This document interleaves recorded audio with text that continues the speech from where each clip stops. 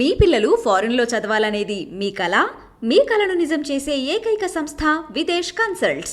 అడవుల్లో గుట్టాల్లో ఉండాల్సినటువంటి ఎలుగుబంట్లు జనావాసాలకు వస్తున్నాయి. మొత్తంగా ఉమ్మడి కరీంనగర్ జిల్లాలో ఇప్పటివరకు వరుసగా 5 సంఘటనలు చోటు చేసుకున్నాయి.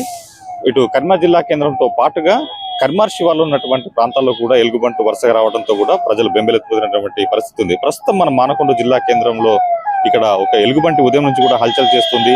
ఇక్కడ గ్రామంలోకి వచ్చినటువంటి ఎలుగుబంటి అక్కడ గ్రామం నుంచి కుక్కలు తరమడంతో కూడా రోడ్డు పైన వరంగల్ కరీంనగర్ రహదారి పైనటువంటి ఒక చెట్టుపై అక్కడ చెట్టుకి కూర్చున్నటువంటి పరిస్థితి నెలకొంది. సో మొత్తంగా అయితే ఈ రోజు ఉదయం నుంచి కూడా ఇక్కడ అటవీ శాఖ అధికారులు, అదేవిధంగా వన్యప్రాణ రక్ష వాహనం సంబంధించి వరంగల్ అధికారులు కూడా రావడం జరిగింది. ఇక్కడ తీసుకొచ్చి వీళ్ళు వాహనం వచ్చిన తర్వాత దీన్ని ఎలుగుబంటిని ఇక్కడ దించేందుకు కూడా ప్రయత్నాలు చేస్తున్నారు. సో మొత్తంగా మనం ఒకసారి కనుక పరిశీలిస్తే కరీంనగర్ జిల్లా కేంద్రంలో గతంలో ఇంతకుముందు 3 సార్లు ఈ సంఘటనలు చోటు చేసుకున్నాయి. ఏదైతే ఇటు కరీంనగర్లో ఉన్నటువంటి రేకుర్తి ప్రాంతంలో, అదేవిధంగా కరీంనగర్ జిల్లా కేంద్రంలో 2 చోట్ల కూడా ఎలుగుబంటి గతంలో హల్ చేసినటువంటి పరిస్థితి ఉంది.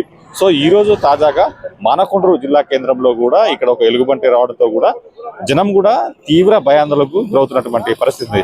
ఒక్కసారి కనుక అసలు ఈ ఎలుగుబంట్లు ఎందుకు ఆవాసాలకు వస్తున్నాయి అనక మనం పరిశీలిస్తే కనుక ఒకసారి మనం ఇక్కడ చూడొచ్చు. ఉమ్మడి కరీంనగర్ జిల్లాలో ఉన్నటువంటి చాలా ప్రాంతాల్లో కూడా ఏదైతే గుట్టల్లో క్వారీలు నిర్వహించడం వల్లనే ఈ పరిస్థితి నెలకొందన్నటువంటి ఒక వాదన వినిపిస్తుంది. మనం తాజాగా ఇక్కడ చూడొచ్చు, మానకొండూరు శివార్లో ఉన్నటువంటి ఒక గుట్టలు కూడా ఇక్కడ క్వారీ నిర్వహిస్తున్నారు.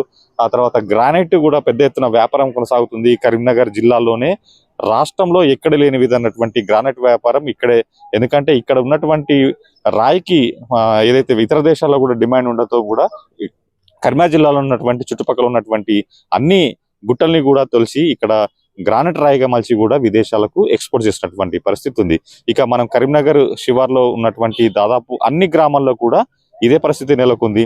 సో ఈ గ్రామ శివార్లో ఉన్నటువంటి ఎలుగుబంట్లు, గుట్టలో ఉన్నటువంటి ఎలుగుబంట్లన్నీ కూడా గ్రామాల్లోకి రావటం వల్లే ప్రతిసారి కూడా ఈ వరుస సంఘటనలు చోటు చేసుకుంటాయన్నటువంటి ఒక వాదన ప్రజల నుంచి వినిపిస్తుంది. మనం ఒకసారి కనుక ఈ మానకొండూరు గ్రామాన్ని పరిశీలిస్తే గనక ఇక్కడ మానకొండూరుకు ఒకవైపు అయితే పొరండ్ల, మన్నంపల్లి, మల్లాపూర్ ప్రాంతాల్లో కనుక ఇక్కడ పెద్ద ఎత్తున గుట్టలు ఉంటాయి. ఆ గ్రామ శివార్లో కూడా పెద్ద ఎత్తున గుట్టలు ఉంటాయి. గతంలో కూడా ఆ గుట్టల్లో కూడా ఎలుగుబంట్లు సంచరించినటువంటి సంఘటనలు ఉన్నాయి. ఎలుగుబంట్లు అక్కడ వ్యవసాయ పనులకు వెళ్ళినటువంటి రైతులు కావచ్చు, వ్యవసాయ కుళ్ళపైన మల్లాపూర్, మన్నంపల్లి గ్రామాల్లో కూడా దాడి చేసిన సంఘటనలు కనిపించాయి. అయితే అప్పుడు ఏదైతే గ్రామాల నుంచి గుట్టల వైపుకు వెళ్ళినటువంటి రైతులను మాత్రమే దాడి చేసే పరిస్థితి నెలకొంది. కానీ ఇప్పుడు తాజాగా మాత్రం ఏదైతే ఇక్కడ మొత్తం ఆ గుట్టలను ధ్వంసం చేయడం వల్ల అక్కడ ఎలుగుబంట్లు కూడా పూర్తిగా బయటకు వచ్చి జనవాసాలకు మధ్య వస్తున్నటువంటి పరిస్థితి ఈ సంఘటనలు చోటు చేసుకుంటున్నాయి. సో దీనిపైన ఇప్పటికే గతంలో కూడా ఏదైతే కరీంనగర్లో ఈ సంఘటన చూసుకున్నప్పుడు అటవీ శాఖ అధికారులు కూడా అదే స్పష్టం చేశారు. ఎందుకంటే ప్రకృతిని ధ్వంసం చేయడం వల్ల ఈ పరిస్థితి నెలకొంటుందని చెప్పేసి కూడా ఇక్కడ అటవీ శాఖ అధికారులు కూడా అభిప్రాయపడ్డ పరిస్థితి ఉంది. సో మొత్తంగా ఒకటి క్లియర్ గా చెప్పొచ్చు, కరీంనగర్ జిల్లాలో ఉన్నటువంటి గ్రానైట్ సంబంధించినటువంటి వ్యాపారం, అదేవిధంగా గుట్టలను క్వారీల కోసం మొత్తం ఆ గుట్టలను కూడా తొలచడం వల్లనే ఈ పరిస్థితి నెలకొందో మాత్రం మనకు అర్థమవుతుంది. సో మొత్తంగా ఈ గ్రానైట్ వ్యాపారం, అదేవిధంగా ఈ ఏదైతే క్వారీల నిర్వహణ వల్లనే మాత్రం ఈ పరిస్థితి నెలకొందని చెప్పొచ్చు. సో మొత్తంగా ఈ ప్రకృతిని ధ్వంసం చేయడం వల్లనే అడవుల్లో, అదేవిధంగా గుట్టల్లో ఉండాల్సినటువంటి ఎలుగుబంట్లన్నీ కూడా జనవాసాలకు వస్తున్నాయి. ఆ తర్వాత ప్రజలు కూడా తీవ్ర ఇబ్బందులు పడుతున్నారు. కెమెరామెన్ కిషోర్తో రామకృష్ణ, ఐ డ్రీమ్ న్యూస్.